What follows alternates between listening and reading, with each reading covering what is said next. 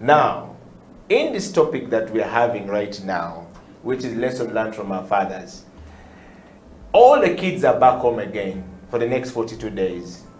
People are being stressed. What is your take, and what lessons do you think children are going to be learning from their fathers? Very, very interesting. First of all, parents should embrace the moment. Yeah. Because at the end of the day, these children are home. But that also means that parents should be careful with how they have lived with their children in the past, where they have been regularly at school and being home in holidays. Now, they are home on forced holidays. There's something running in the minds of these young ones. There's also something running in the minds of the parents, because you plan. You planned 1 week from now, my children are going to be at school, and this is what I'm going to be doing, and this is how I'm going to be looking after them, this is how I'm going to be visiting them. This time you're not going to be visiting them. They're going to be home. Number two. No, you are visiting them from home. You're with them home. It's not, you visit them every morning when you go to their bedroom. You're basically with them home all the time. Yes. Two, if you're working, remember the condition under which they have come home is COVID. Their SOPs need to be observed. And if you have not been keen at instructing and guiding, today Watoto Church was talking about guiding and guarding your family. Yeah. So if you have not been keen about that, it's time to practice. And you've got to be patient that your children understand that. The third one is modeling. Because, God doesn't do these things haphazardly. For us, we are challenged, we are shocked. They are new things, but to God, they are not really new. He knew that at such a time like this would happen. Yeah. And so there are very many things to learn from it. But here's what I have mainly for the parents. Yeah. Embrace the moment, interact with your child, correct the number of things that didn't go right, where you felt you didn't have enough time. When you go to work, if you are an office person, when you come back home, engage your children. But because of SOPs also, if there is a possibility of you not going to office, so that you do not get the disease and the virus and then come and infect your own, you choose to stay home, the dynamics are going to change. There's going to be that room which is now going to be like an office, or a portion of the sitting room which is going to be your office desk. There are going to be many things. You're all going to be learning, by the way, from each other, because children are used probably to you as a parent. When they wake up, they are jumping up and about in the seats. But now, they're going to jump up and about when you're in a Zoom call. You've got to find means of letting them know. But also then, mother or father, lots of things to learn. Here's my take. Listen to your children as much as possible. Utilize this moment to be with them, to listen to them. And listen to all that you would want to call a nonsense as a parent, because the reason you call it nonsense certainly is because you're older. Yeah. But to a child at that very moment, it matters. Yeah. It matters. And to the child, when you listen to his nonsense, he feels you're for him. Yeah. The problem, I think the biggest mistake we make, because we know it is nonsense, we quickly tell the child that's nonsense. And we do not explain, we don't even give the definition of nonsense, we just say nonsense. And the child grows thinking, when I get to 30 to 40, I'll be describing such things. Everything they told me is nonsense. Yeah. Yeah. At this stage, you'll be saying nonsense. At this stage, you'll be saying stupid. At this stage, you'll be saying, no. It's time to get in contact with your family as much as possible. My prayer is that parents listen a lot more than they really talk. Okay. Well, we are on the Family Talk Show. Eddie Okela, Sylvain Gumisiriza, and of course, Pastor Joshua Mugabe, who is going to be joining us in a few. But we've started a conversation on the lessons learned from our fathers. Last week, we were continuing with a discussion on if your father wasn't there in your life, or if you learned from a later stage that the person you called daddy for a long time was not your father, how do you deal with the emotion coping up? And just while we're still on that, the lockdown came. Imagine you found yourself in such a situation, you yourself still dealing with the situation of your father, and boom, we're in the lockdown, and in the lockdown situation, your children are with you, and you are emotionally completely detached from your children and your family because you're trying to sort out your identity. But there is your son sitting with you now asking you, Daddy, what is coronavirus? What is lockdown? In the first one, they didn't understand for 1 year. That's true. And they were very stressed. And I feel sorry because children were very, very stressed. They remained in the lockdown for a very long time. Just when they'd gone back to school, no sooner had they reported than the cases of COVID-19 situation started to rise. And they are back home. Now, children are going with a lot of stress. These people are going to be fathers and mothers tomorrow.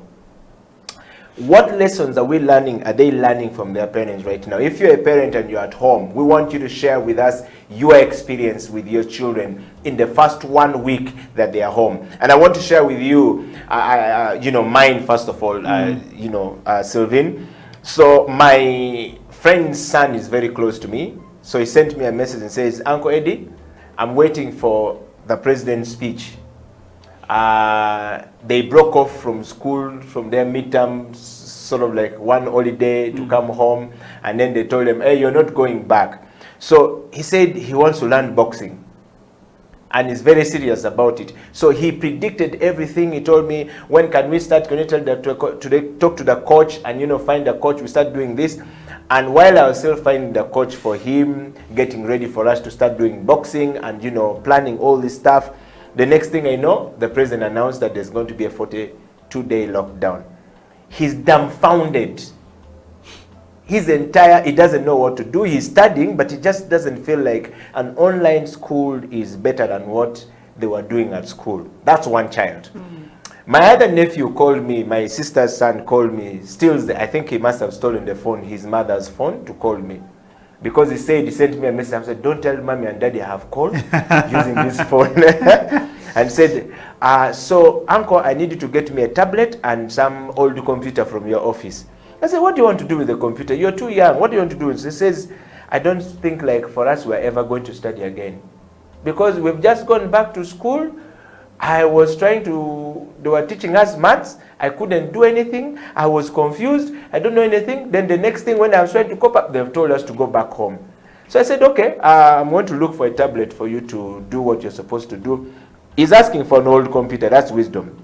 Then he goes on to tell me, you see, me and my friend, we want to start learning computers ourselves. Because his dad is always on the computer and does not allow them to touch the computer. He says, the other day my friend went and touched his dad's computer. He was beaten. The father beat him so bad and told him that he wants to spoil things. Do you know what I'm dealing with? Do you know the situation we're in right now that you want to touch my computer? If you spoil this computer, do you know what I'm going to do? You foolish son. So the boy comes and tells his friend, who is my nephew. Yeah. And now they have hatched a plan that, so he comes and says, my uncle is in Kampala, he has a TV. So I want to ask him, and he gives us a very old computer, and we start from there. I felt touched. I'm really going to send them a computer.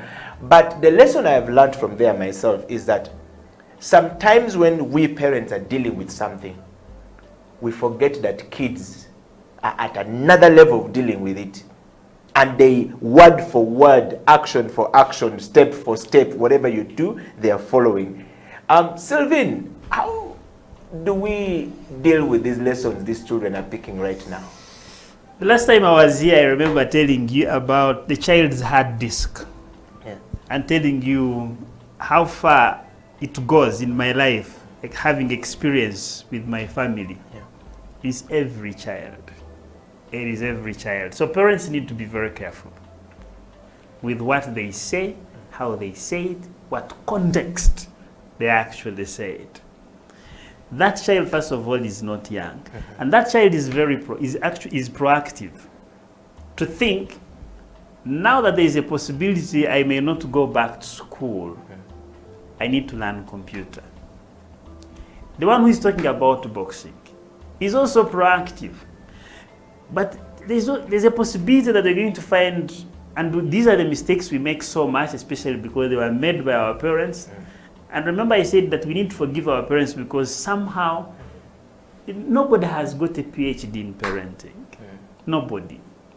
At any one time you're learning as your children are growing.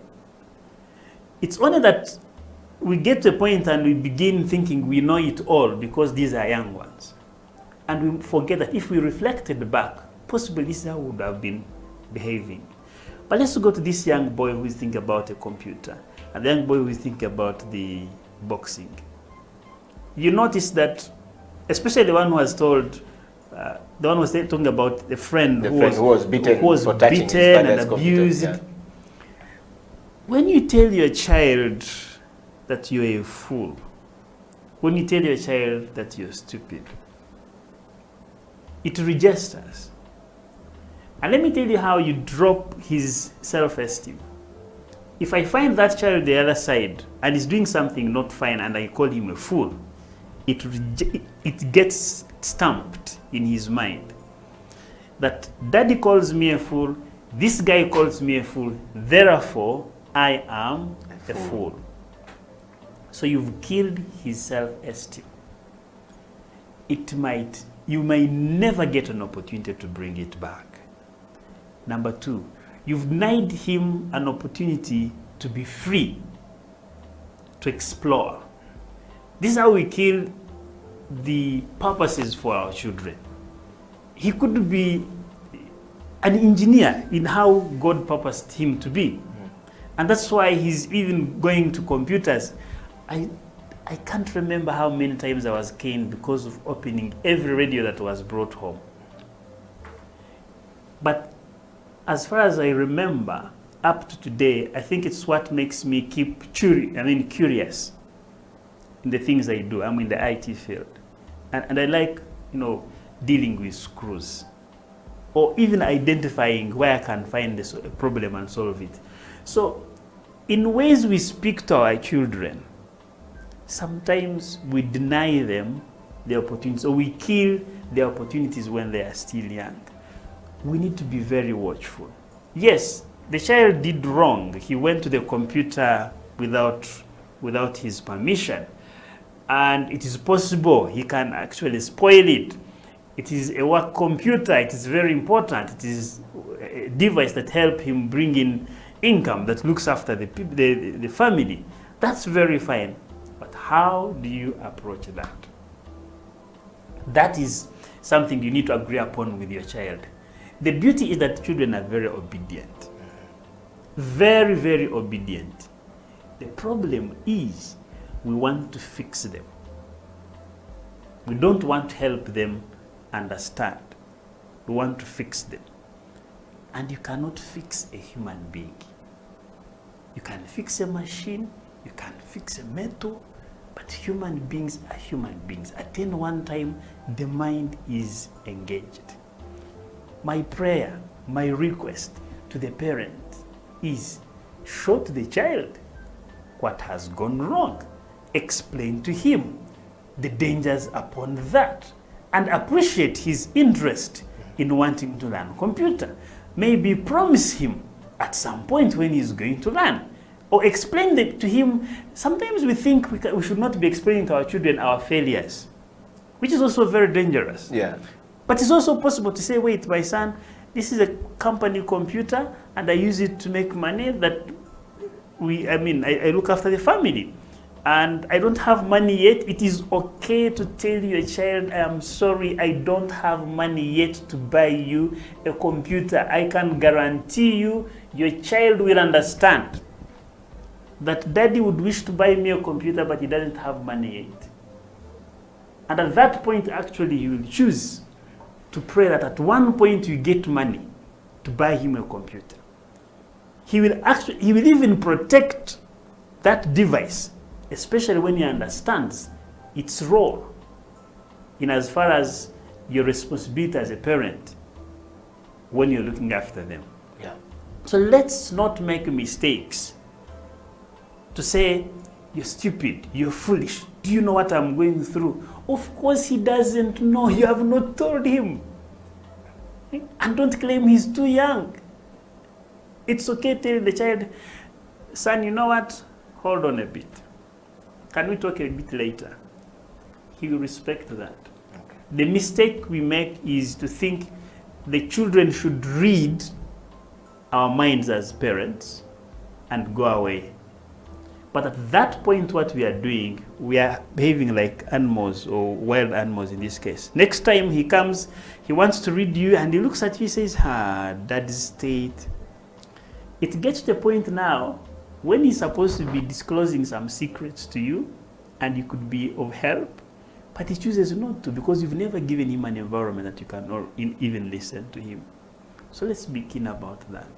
Wow. Wow. You've heard it there. This is the Family Talk Show coming from Sylvain Gumisiriza saying, please listen to your children. We're talking about lessons learned from our children, or lessons being learned by our children from us right now as parents in this lockdown. What lessons are children picking from us right now? Now that they're in a lockdown, what situation are they in at the moment, and what lessons are they picking from us, and how are they going to use it in future? How you behave before your children in the lockdown is key. This is a Family Talk Show where we discussed everything about family and how we can help our families to be better, and how we can help you share ideas with you, or you can share idea with us on how we can get our families better. We're going to go for a break, and when we come back, the Family Talk Show will continue after the break.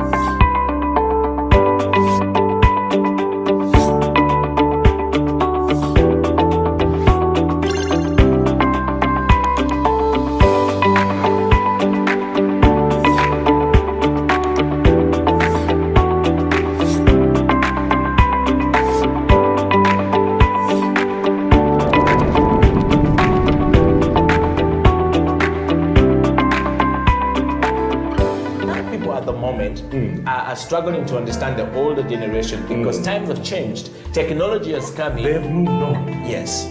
We're the ones sitting back and wondering, what is my child on to? TikTok has surpassed WhatsApp. The other one I call, I never call it Facebook, it's Bookface. Why are you on Bookface? Dad, it's Facebook. Yes.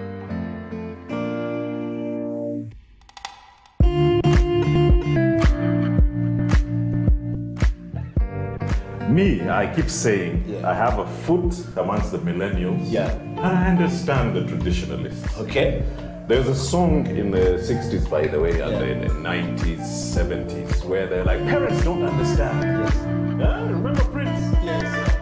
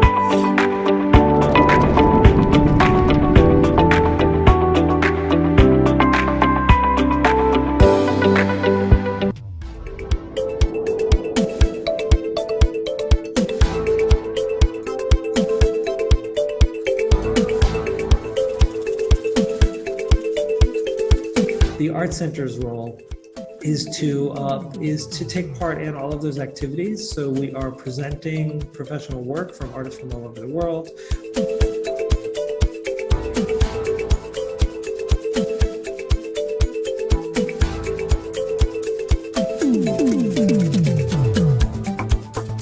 you look at the modern times where you look at young people who are trying to copy and trying to be like other people. So that missing link really keeps me going as an artist, and it makes me create.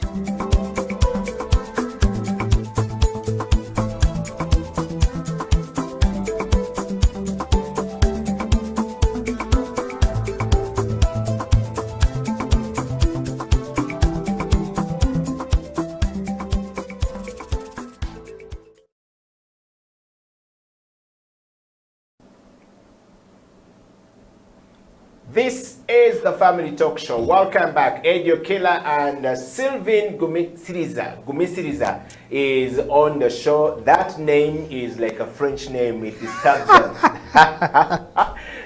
Welcome back to the program, Sylvain. Thank you. I want to start by reading some of the comments coming from our viewers out there. And I want to start from one. Tugume Frank says, glad to be on the Family Talk Show. And Frank, thank you very much for being part of the Family Talk Show, family growing bigger and better. And I want to encourage everyone out there to share this link far and wide. Please post this link, share it with your friends, with your family. You never know who you're helping along the way on this path of getting our journey together.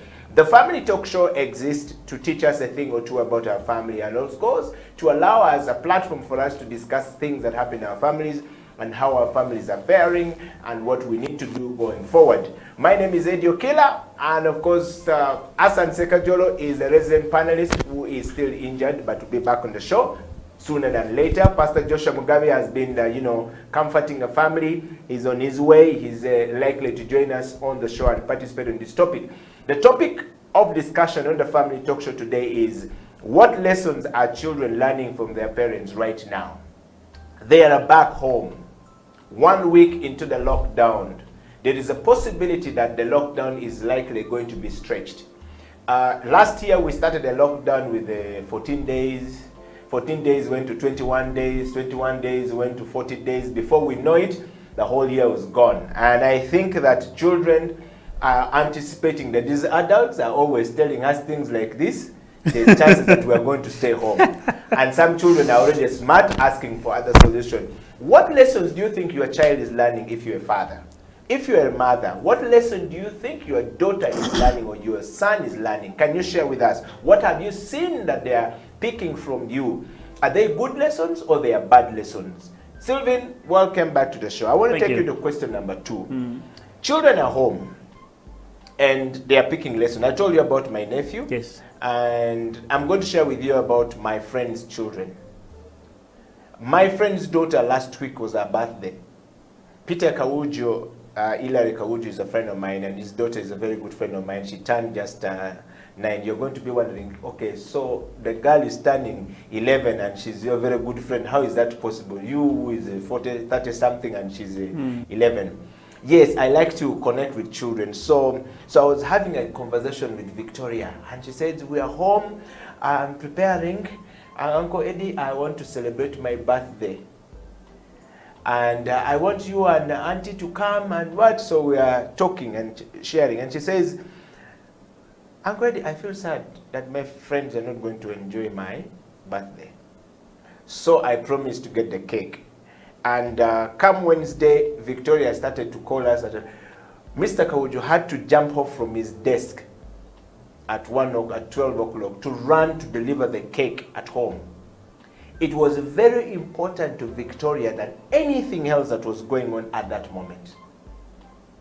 You can go back, Daddy, and work, but deliver my cake home so I can have my cake. So should Peter not deliver the cake home, or the father not deliver the cake home, she's going to be not trusting the father's words, because the cake was supposed to be delivered the day before and we had prepared it, but the father was up in the village. So the sacrifice of Mr. Kawujo coming from his village back to Kampala, driving to town to pick this cake to take home, was a huge lesson for me. And the daughter called me with the mother to give me the message. It says, hey guys, wait, I'm still busy because I don't know what they're going to say, but I'm going to get back to them. So what I've realized from that is that children are looking for whatever opportunity they have to take away their worry. And the adults needs to be able to give them that, because if they doubt your words, at this point in time, chances are that they are going to pick these lessons and go with it forever in life. The children that grew up through the wartime situation, every time you talk about change management, they don't want any new change to come, because what is in their mind is that there was war when they were growing up, which we didn't see.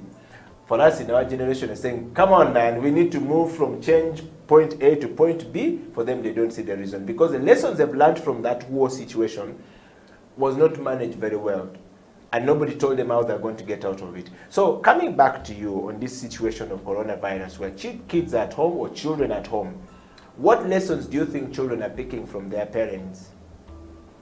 Very good. And how can we understand these lessons, and what should we do about them? Very, very good question. And I think, for me, that's why I began by saying, let the parents be cautious about what they are doing, how they are doing it, where they are doing it from, and how they are speaking to each other. If you're a single parent, you still have to also be cautious on how you're handling your phone calls.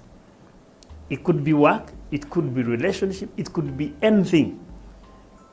And we very well know that children do not stop picking. It's so unfortunate that they can't decide what to drop immediately after they have picked. Sometimes they pick, they go with, and along the way they realize, wait a minute, this was not helpful, and now they drop. But as they are dropping, they still remember whom did they pick it from. And at that point, you're not their friend. You're not the point of reference for support. You're not the point of reference for counseling. So parents need to be very careful. And I remember while young, one of the things that I grew up and I decided not to participate in, I remember telling you this, is to fight. Because I saw fights over the aged. I learned how to abuse, to send those aggressive words when I was so young. But thank God for my mom. She would put me aside and she says, you know what? This is not you. This is not you. I would go to the hills to look after cows. And the common thing is to shout over our voices, to abuse each other across hills. And I get back home, my mom puts me down and canes me thoroughly. And I'm saying, but mommy, what's the problem here? She says, wait. At that point, you're a herdsman. That's not what herdsmen need to be doing. I'm looking at you as my son.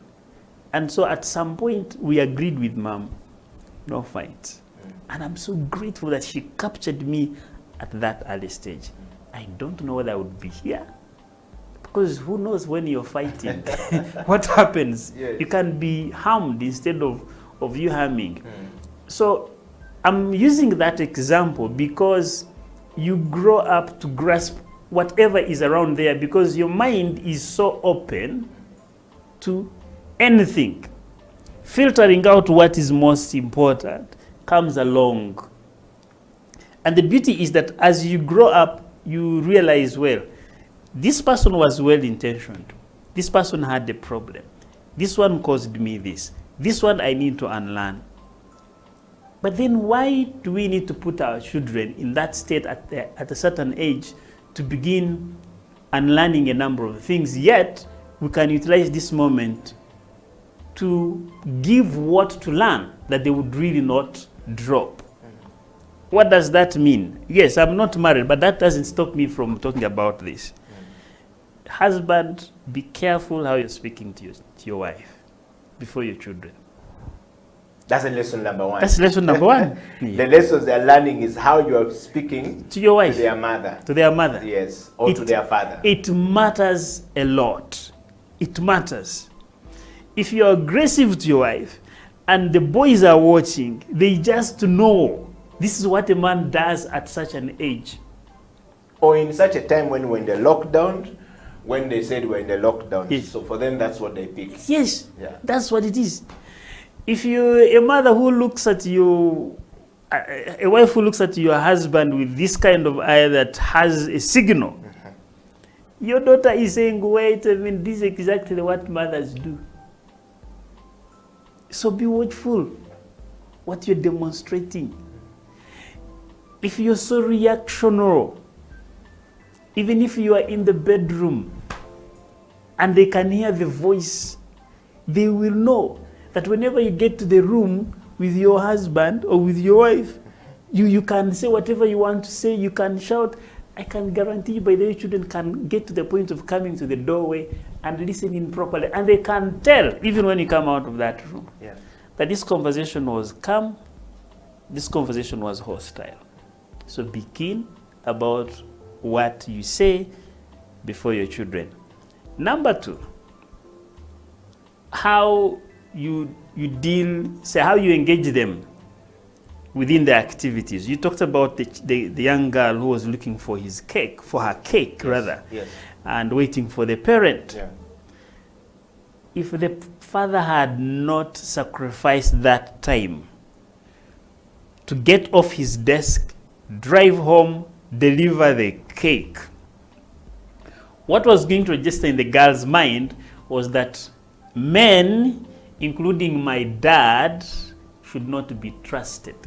In fact, she said, us guys are always talking, so she needed to know whether it is the father who is the problem or I'm the one who is the problem, who is not making the decision to come. Exactly. Exactly. Yes. And that puts this young girl in a very compromising situation, very tricky situation growing up. She had better not trust any other man apart from her father. But if she does not trust men because of her father, that is very, very difficult to uproot at some point. And leave alone relationships going forward, to say, having families. Even in work situations, anything small that happens between her and a colleague and is a man, she'll say, like my dad, this is how men behave. We tend to want to take it so much about relationships. Yes, it is important, but even in regular lifestyles, it is extremely, extremely important. So thank God for your friend. He took the responsibility, left whatever he was doing, and delivered the cake. It must have registered. 2, if he has a son, he must have seen that, oh, this is very important for you to do. When you say, then do, as a man. I have friends, lady friends, who, when we're having conversation, they'll tell you they don't trust men. And some of them have these reasons because they saw it home. Incidentally, it's not because of the experience they have had as maybe relating with men have not been faithful to them. No, right from home. Say, I have seen how my dad has been. I don't think men are. And whose responsibility now is that? It's the mother's responsibility to explain to her daughter the situation, but also pray with her, because they end up making extreme decisions, where you find she will choose to either have a child without a father, because after all, living with men is that tiresome, or they end up saying, let me have fun, I'm not interested at all in having a family. But remember, they also have friends. And so they connect with our friends whom we are either relating with or we are married to. In case of a situation that is not so clear between you and your wife, and she's speaking to somebody who is not married, somebody who has got that experience, somehow we don't even know how to give guidance, somehow we don't even know how to listen to people who are going through tough times. We usually want to fix situations, and what normally comes out is, that's why I didn't get married. Wow. So be watchful. Be watchful. So in my view, Yes. father, mother, be careful when you're communicating. It doesn't mean that the Uganda calls bunkenke. No. But be keen, be intentional in these conversations. And if they have not been going really well, it is time to learn. You have 40 about now 38 or 37 days remaining to go, at least when your children are there, readjust. And men, don't be fixed. Don't say, this is me. The thing is that no man is an island. The beauty is that and even an island lives in the middle of water. So what surrounds you is going to determine how you're going to behave. So for men, let's not be this rigid. This is how I do things. This is how things must be. Remember that whatever you do in the public is going to come out, rather whatever you do in the private is going to come out in the public. Yeah. Every other behavior you're expressing now is going to result into either having a child that embraces you as a father, celebrates you because you raised him up well. You make mistakes now. At some point he's struggling with his family, you'll be saying, my dad was like that, or I'm also really struggling because after all, I did not have a very good foundation. Yeah. It is the responsibility of every one of us. I have to keep reminding us that the children are watching and you're not going to stop them that. Be grateful. That is a human sense. That's biological. If they were not watching and not listening, you would be saying, I gave birth to a deaf or a blind child. Thank God your child is not blind, is not deaf, and has got senses.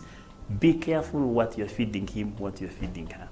Wow, thank you so much, Sylvain, for that very interesting lesson we have picked from you. We're going to take another break, and when we come back, Pastor Joshua Martin Mugabe is online and is going to be joining us to give us his points, sharing with us lessons children are picking from parents right now that is going to determine who they will be in life, how they are going to behave in life when they grow up in these 42 days of lockdown in Uganda specifically, but also world over. Children have spent a lot more time home and in the lockdown than parents, and they have seen the actions of parents when they are agitated, what they say. Like Sylvain says, be very careful. You might be arguing in the bedroom, slapping your wife or slapping your husband and saying all sort of things. The children are on the door. What is going on with daddy and mommy? And so you walk out of that place thinking that you are so smart, they don't know what is going on. They have learned so much from you in that context, and they will do exactly the same thing you are doing when they become adults. Stay right there, I'll be right back after the break. This is the Family Talk Show. Edio Killer, Sylvain Gomisiriza in the studio. Social distancing at the highest point of life. No coronavirus.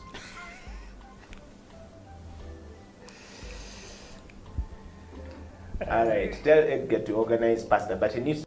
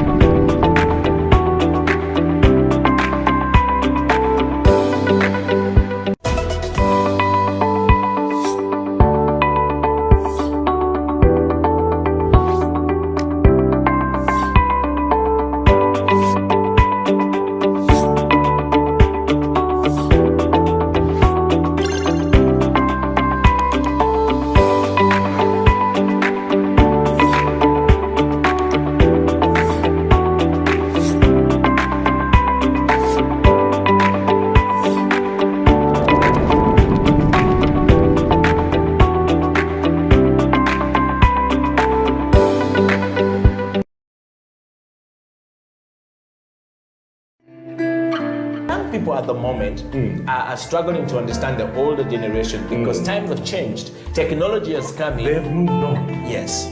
We're the ones sitting back and wondering, what is my child on to? TikTok has surpassed WhatsApp. The other one I call, I never call it Facebook, it's book face. Why are you on book face? Dad, it's Facebook. Yes.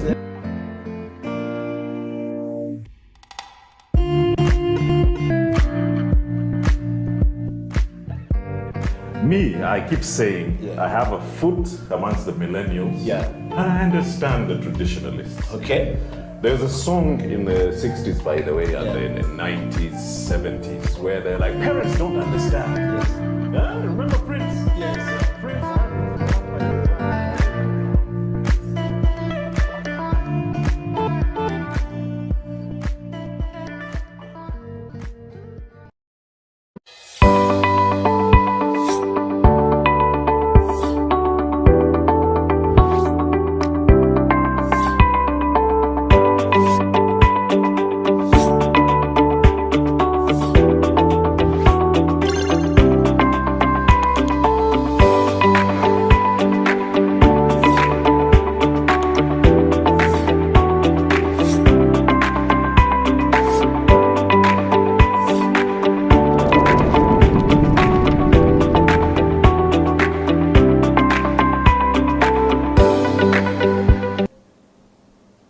Welcome back from that break. My name is Eddie Okela, and in the studio is Sylvain Gumisiriza. Of course, joining us from the comfort of his car or the sitting room is Pastor Joshua Martin Mugabe, and this is the Family Talk Show. Today on the Family Talk Show, we are discussing the topic of lessons learned from fathers, but particularly on this show, we're talking about lessons being learned by children, or lessons being picked by children in these 42 days of lockdown, or in this coronavirus situation all across the world. But particularly in Uganda, we are in the lockdown, 42 days of lockdown announced by the President of the Republic of Uganda on the advice of the technical people, handling coronavirus situation in the country. Of course, coronavirus is real. We don't know so much about it, but we know it's real. We know people are dying. We don't know what extent is happening. So it's okay for you to protect yourself and be wise. And the Bible says, my people perish because of lack of knowledge. If you don't have knowledge, you will perish. If you don't seek knowledge, you will perish. So the knowledge we're giving here on the Family Talk Show is how to protect your children from perishing when the coronavirus situation is over. Ladies and gentlemen, all across the world, welcome to the show. Share it far and wide. Family Talk Show is here for you to discuss the problem of your family. And of course, share with us, what lessons do you think your children are picking from the lockdown? Very interesting. But their children are very, very creative. And you notice that if we choose to listen to them, there are lots of things we can learn. Because you bear me witness, the days of your dad were not your days. And the days of your children are not going to be your days. The only challenge is when we think we are elders and we think life is... And I think this is the moment when parents need to interact with children in terms of... And there's a lot that is shared when you're playing games with your children. Could be Scrabble, could be chess, could be many games, many board games, but not only board games. For those ones that have got compounds, it's a time for them to probably buy badminton and play together. There's something interesting about this young boy, this young girl, when he or she finds that he has got the capacity to win a big person. I remember growing up, I used to play cards with my dad. And I don't know whether he would deliberately allow me to win him or I would actually win him. But in moments I would win, I would be very excited. I was able to win, and I would sometimes remind him of that. Then it would create this environment where he can say, hey, wait a minute, can we? And I find it so easy because I've been near him and we've played cards together, so I can easily really listen to him. By the way, my situation with him changed a little bit later, but in early childhood, it was fun. So have fun with your children. And when they also want to see how you behave when you lose a game. Do you get annoyed? You know? When they, and in its sense, it sounds as though it's to the very serious parents sounds so stupid. But let me tell you, you have no idea how much you're cementing or you're strengthening that bond between you and your child. So be free to play with them. Allow them to ask you questions. Some of these questions are going to be weird questions. And don't claim you know it all. As in, surely, be humble enough to say, you know, son, that one, I'm going to find out. I'm going to find out. Because they know you're a human being. There's no way you're going to claim you're superhuman. Especially the 9, 8, 10, 12. Yeah. Very, very, very sensitive. For them, when you lie, they can know that Dad has lied to me, but I don't have to tell him he has lied to me. But do you know what it means when a child keeps quiet about something he knows that you've not told him the truth? That is, you've lost his respect, and you will never know that you've lost his respect. So allow your children to ask you questions, and be free to let them know that some of these things you do not know. Research together on things which are researchable, or ask somebody together. The child will get to know, oh, wait a minute. Yeah, I appreciate my dad understands that there are things he also doesn't know. So don't be the know-it. Don't be the know-it-all. And like we had said at the beginning, listen to them. Be attentive to them. Sometimes they just want to tell you their stories, and they don't want you to make a comment. Daddy, you know, this and this and this and this happened. This is what I did. This is what my friend did. Just listen him. If he does not say, what should I have done? Leave him. But the thing is, give him the courage to continue telling you the story, because he feels you need to know the story. Yeah. If you claim you don't have time to listen to that story, and you prepare another time, and that time doesn't come, you prepare another time, that time doesn't come, you might never find any more time. With your son. With your son. Or with your daughter. And growing up, at some point when you now think you have time, you want to listen to your son, he also doesn't have time. For you. So be careful. It is what you build right now that brings about the responsibility of this young boy, this young girl, at some point in your old age, when he feels, I need to go home and listen to my dad, I need to go home and listen to my mom, because he or she listened to me then. Okay. The pastor is saying that 3 lessons that we need to teach our children, or we need to learn from our children. 1, life calls for adjustments. And number 2, begins with, life begins with what you have. Begin with what you have with your children. And number 3, your results will open the door for more to happen. 3 lessons that we have to teach our children in a lockdown, and 3 lessons that we as adults need to pick from there on this family talk show program that we're discussing today. Number 1, life calls for adjustments. Many of us are stressed because we have gone into the lockdown. The situation, embera, as we call it in Uganda, is not okay. All right? And if that embera is not okay, situation is not okay, life is not okay, don't push it to the children. Adjust so that you can be with your children, but don't say, you guys are pushing me, you don't know what I'm going through to put food on the table for you, you are never going to help me. I know some parents who will assure their children who are just 5 years old as if they wrote a letter to say, let me be born and you become my father and my mother. No, they have no idea what happened. So please, life calls for adjustment. Number 2, Pastor Joshua Martin Mugabe is saying, please begin with what you have, parents. Start with what you have and build on from there. And he's saying your children may not understand you at some point, but if you open up the doors, if you begin with what you have, it will open up The results of your actions to your children will open up the door for your children to be part of that.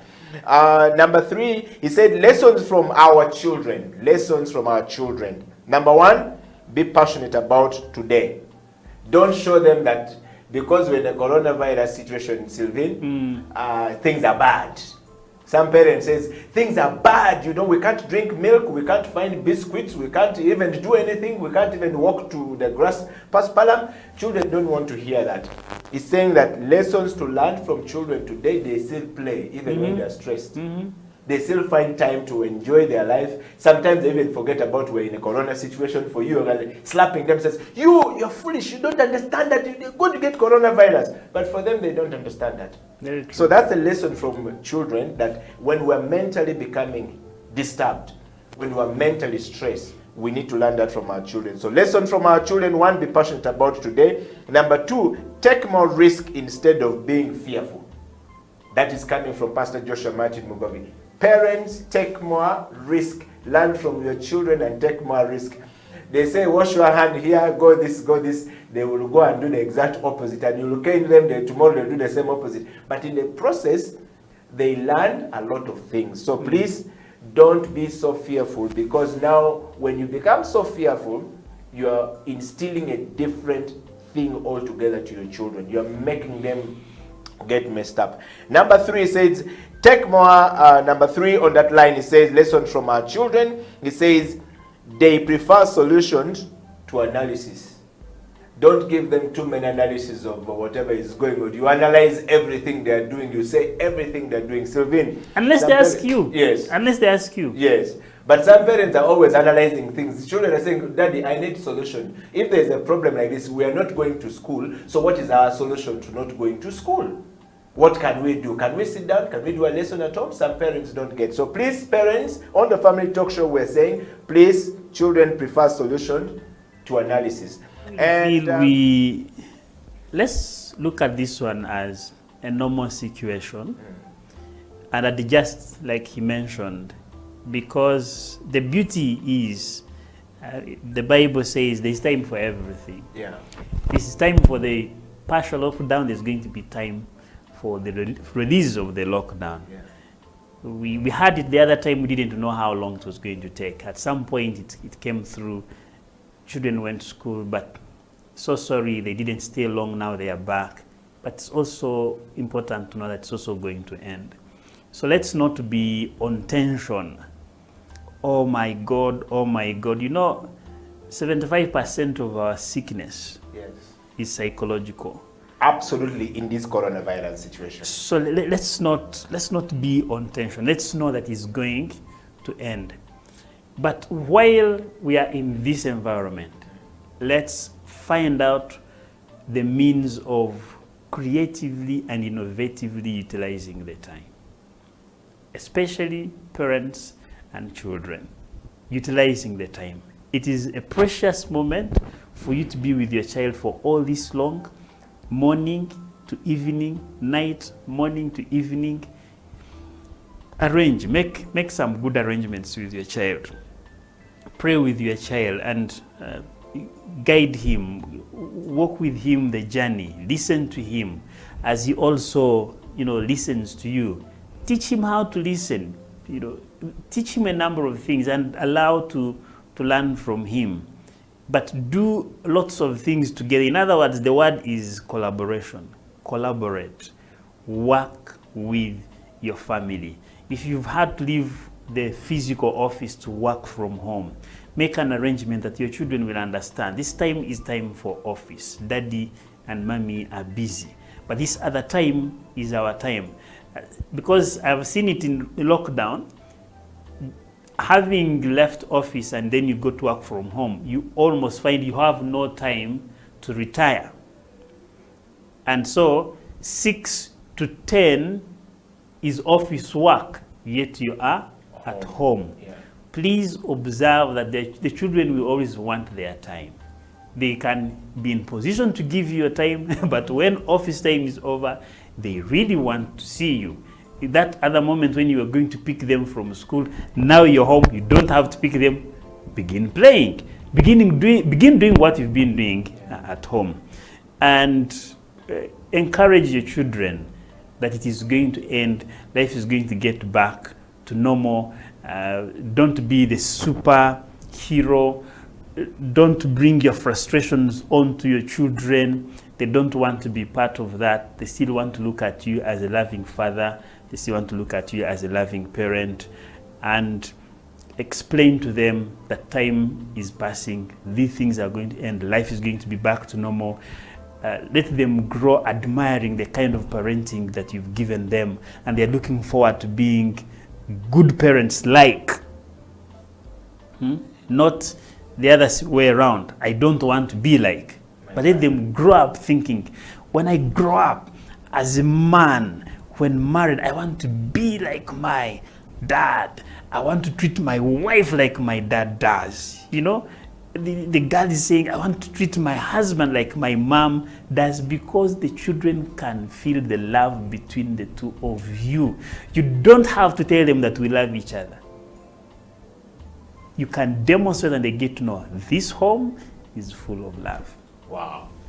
Thank you so much, Sylvain, and thank you so much, everybody, for coming to the Family Talk Show today, and of course for watching the Family Talk Show and for sharing.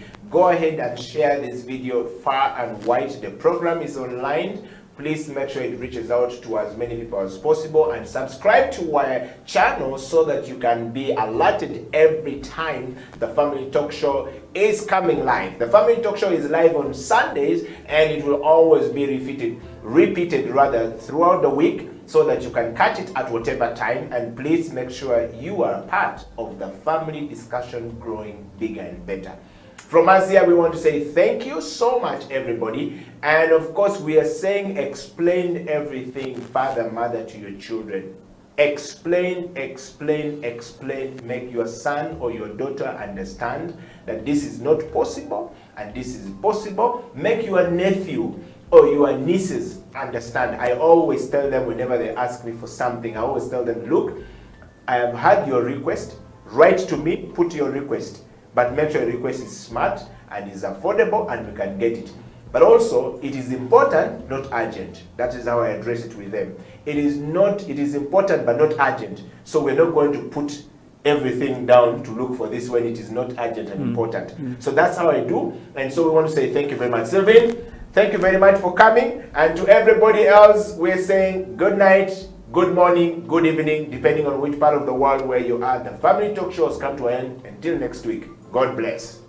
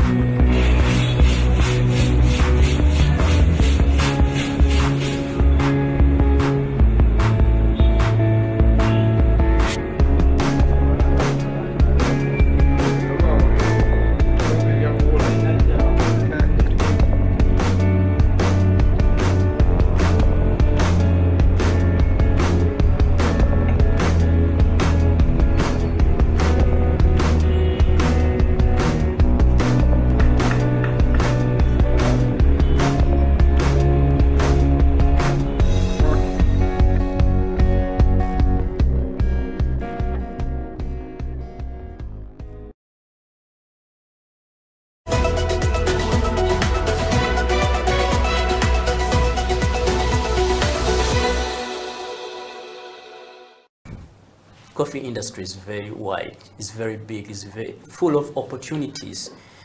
Don't sit there and say, I have nothing to do. You can join the industry. You can get whatever you want. If you give it time, invest in it. By giving it time, don't look for money. Don't look for big salary at first. First learn. After learning, you'll get how much amount you need. Yeah. In coffee industry, there's no like, barista should get this amount of money. No, it depends on your knowledge. Yeah. What you know is what you get. You cannot be like having junior experience and asking for experienced one. No. You can join now. Good thing. Everything is simple. Yeah. It's easy. Don't sit there and say, oh no, I'm scared to join this. No, it's very simple. You can make. Yeah, it's very simple. It's not so difficult. Simple, very simple, very enjoyable. You can do everything when you're enjoying. You can do your coffee. You can serve your customers. Coffee create friendship. Yeah. Coffee gives you a job. Even if you are not working in a cafe, maybe you can go in different field, but still in coffee industry. Yeah. Yes. Let's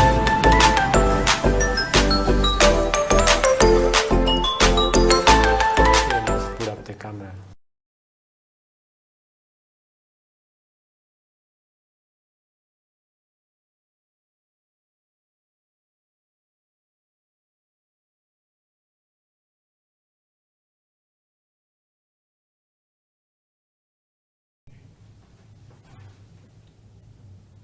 It is House of Talent Television Uganda, and we're broadcasting live and direct on our studios here on Mukoto Street. Welcome to the show. This is the Coffee Break Show with me, Amoni Mukisa. And today's show is going to be amazing. We have one of the world, world guys, best guys, I can't say, but living down here in Uganda is a barista champion, and we're going to be delving through his story and get to know him better. How is the experience of being a world, I can't say a world barista because he's been a barista, a champion barista for quite a while. But before that, welcome to the show. And as I said, my name is Amoni Mukisa. This is the Coffee Break Show. What you need to do is get a cup of coffee and get your tablet, your monitor, your phone, your, I don't know if Katochi, those phones have been put to that standard of where you can connect to the internet. But if it is true, you can also get over there and watch us via Facebook as House of Talent Uganda, YouTube House of Talent Uganda, and Twitter HTV1UG. You can follow us on all those platforms, and you'll be streaming live and direct with us here in our studios on Mukoto Street. Well, Michael, here we are. I'm here, brother. How are you? People have been requesting for you on the show, eh? I'm right here. You're right here. Yeah. How have you been? I've been fine. How is the new year treating you? Okay, we're 2 weeks so far, 3 weeks so far in the new year. So, how is it treating you? I think so far so good. Like, just started on well. We are seeing on how it is going to go all the way, but so far so good. Money is where?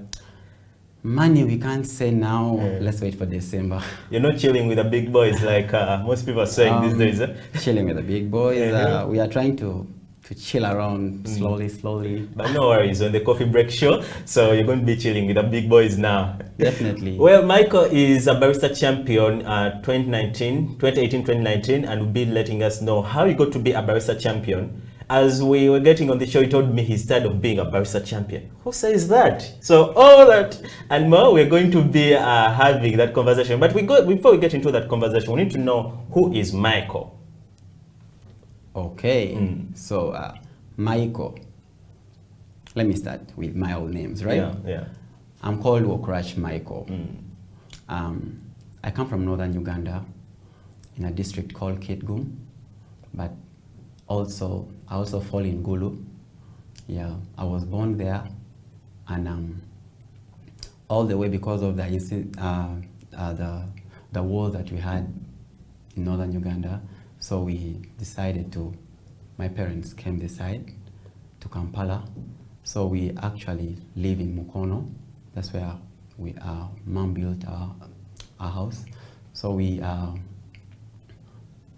grew up from there, studied from Kampala, Home, we just go once in a while, but yes, but home still remains home, you know. Yeah, all the way. So I studied all the way from primary. I started from SETA, then I went to O-level, when I also again went to another district in Kayunga, St. Kalemba. Then from St. Kalemba, I came back to Mukono, that is Bishop's Mukono. I did BCM art. Wow, BCM. Yeah. Quite the brains. I love there. art and I love science. That's what makes it very unique, you know. Okay. Then I proceeded to the university and I was given food science as a course. So yeah, I did food science for 4 years.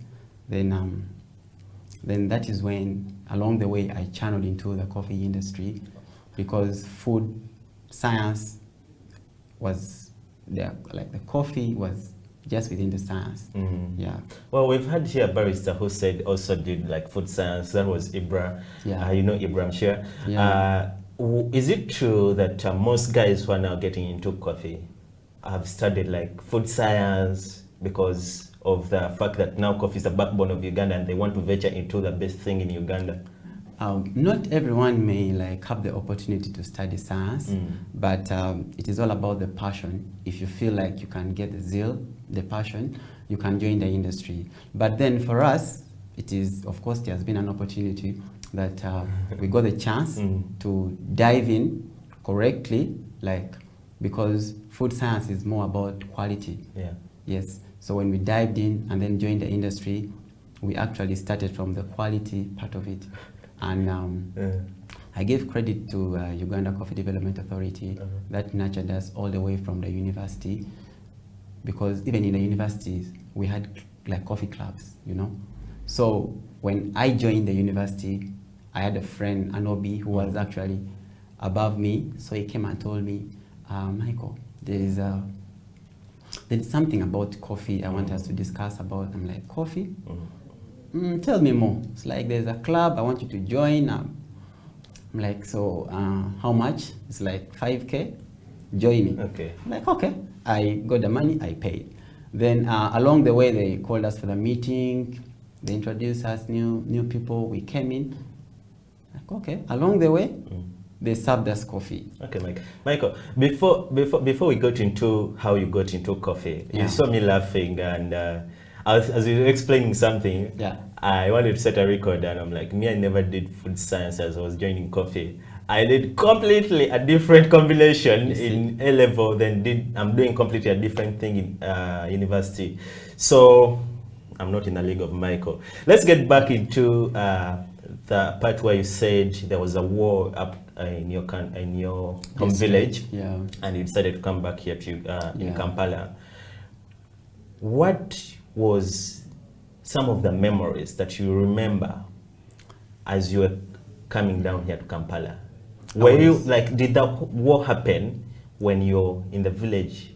You, yeah, as I a was person? okay. Like, of course, the war was there for a very long time. Those are the LRA, Konyi. Okay, some of us were born from the Konyi's regime. That is where we have some, I don't know how we could call them, awkward names. Okay, because my name means the world is bad. Wokorach. Wokorach means Wokorach. the world is bad. It's like you're getting out there, but it's really not safe.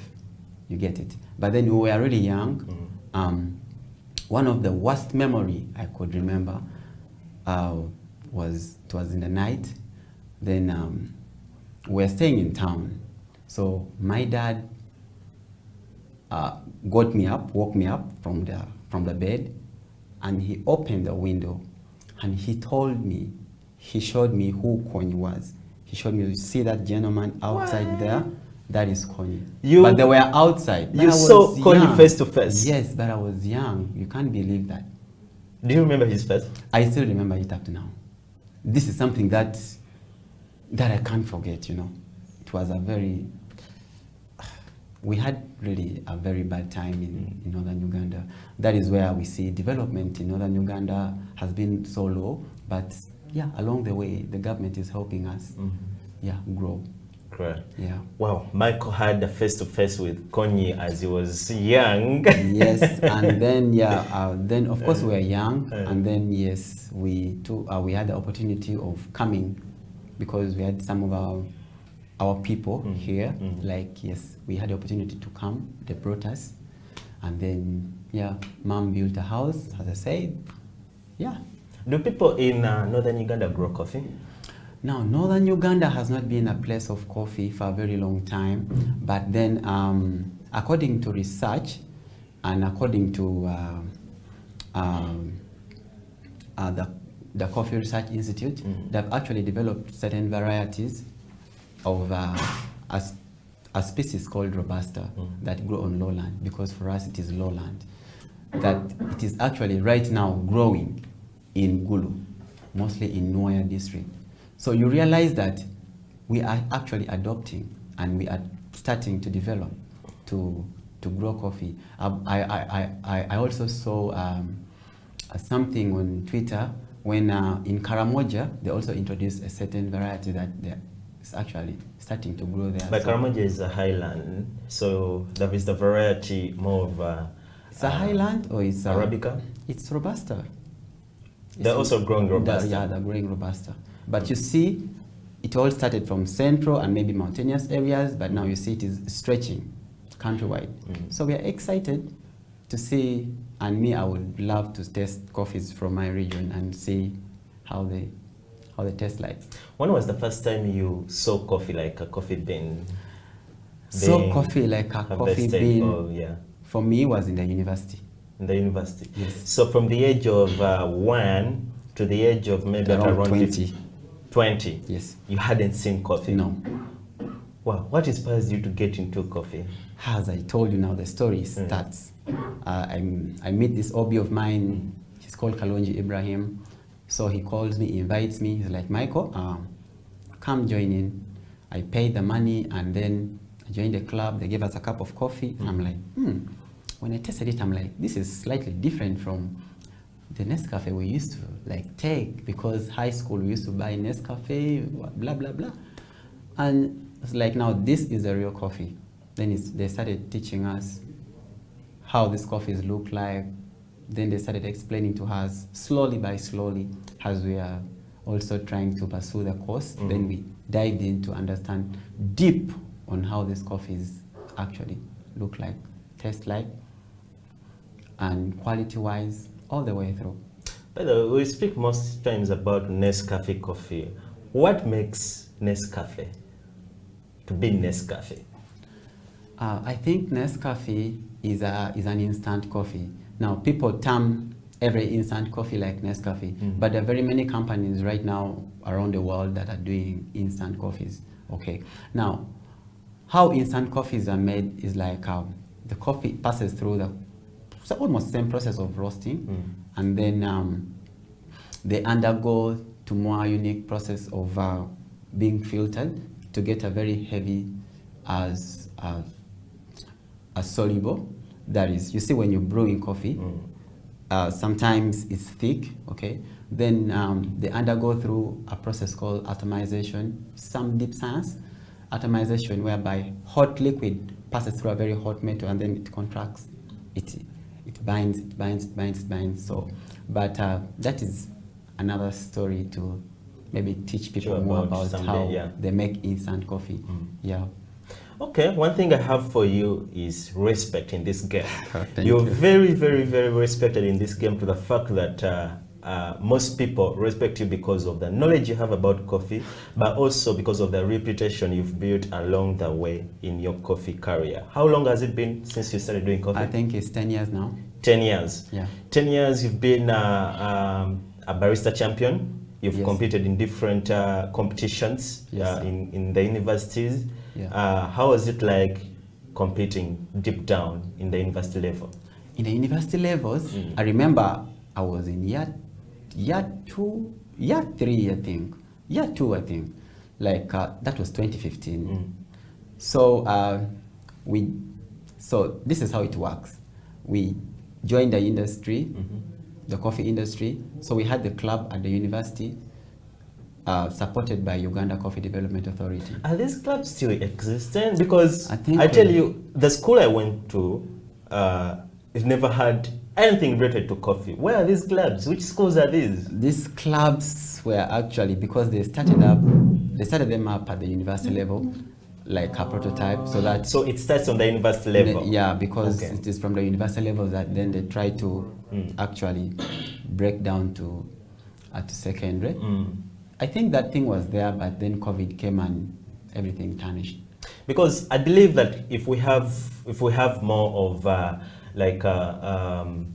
most clubs in schools, universities would have like higher domestic consumption of coffee, because we're getting coffee out there, we're getting coffee into the faces of people, you know. So if we do such a thing, and UCDA is watching this episode right here on House TV, let's get more clubs of coffee into schools, not only universities. Like let's start like maybe at a level of primary, because most of our farmers are our parents, and they grow coffee.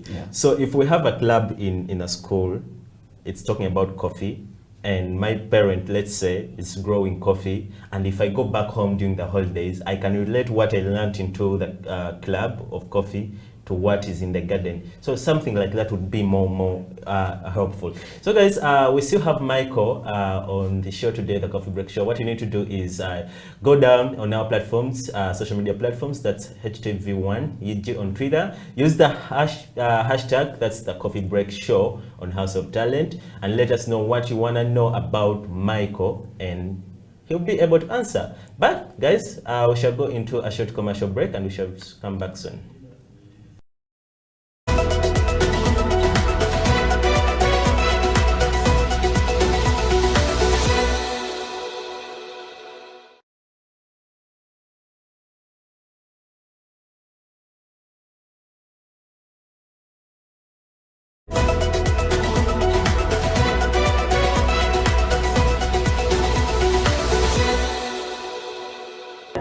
What are some of those things that we can do, all right, to make sure that Uganda becomes a nation that actually consumes its own coffee? Because we have, you know, the Bubu, by Uganda, okay?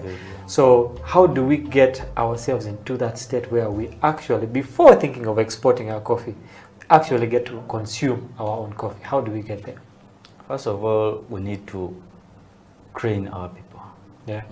So we need more training, more sensitization about coffee. Yeah. You know, those guys that came first before us, they have that, like that negative side of coffee. Like telling someone that coffee will, like, you will lose sleep when you take coffee. You can't. It just keeps your body awake, not only the mind. Me have to take water every morning. Yeah? So if I take water every morning, I can take like 5, 6, 7 cups of coffee, and I sleep properly. Yeah. So we need to sensitize our people. Yeah. And we need to give them an example that is true. Yeah. Ethiopia is a good exporter, but quality coffee in Ethiopia comes from Migachafe. That quality coffee is consumed within the country. Yeah. So you first appreciate what you're growing before you take it outside. Yeah. So you need to train so much from the farm level.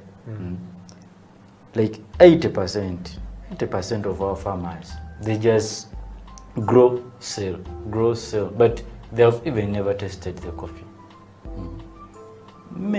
Like a much percentage, a good percentage of our farmers. So from the farm level to the general level, we need to train. That is that's what we need to do. Even though we put each coffee at a lesser price, like the consumption will not go high. So we need to first train. Then other things will be coming up. But training is the key to everything. Like we need to sensitize our our Ugandans good about coffee. Like after taking coffee, you feel this, you get this. Like we appreciate what you are growing. Yeah. So you see Waganda is taking more of the matoke. Like they appreciate more than sending it. Yeah. Okay. So training is the key to everything.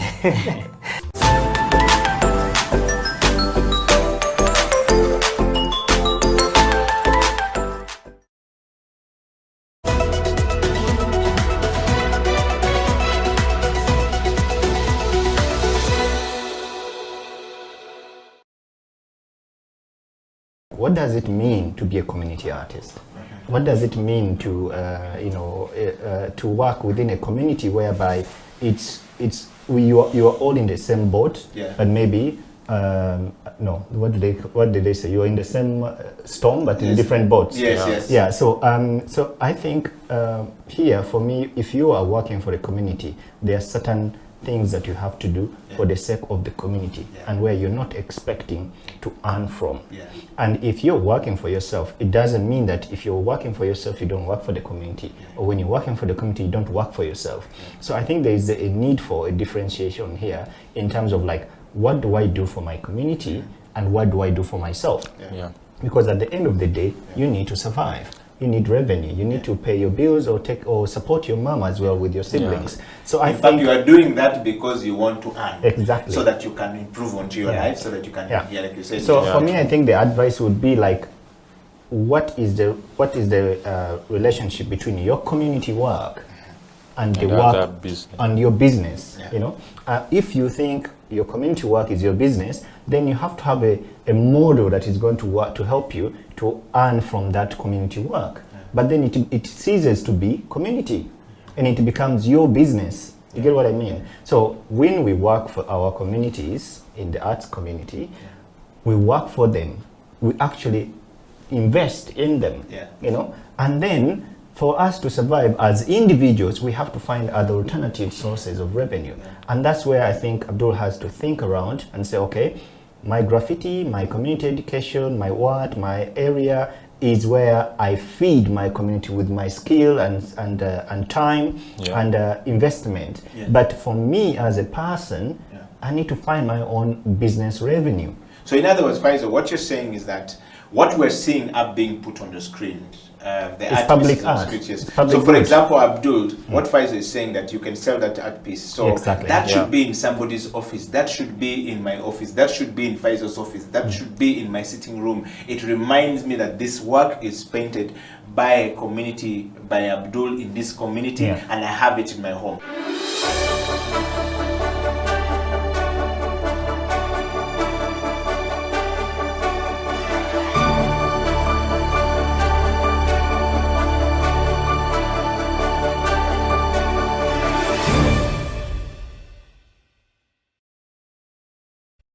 Can we hear some more from Jaja? Of course, Jaja is going to play for us that song, Kitenge. You've heard it, the sound, beautiful, and we're going to dive into how Kitenge is going to make it to the world stage as planned by Latif Shah.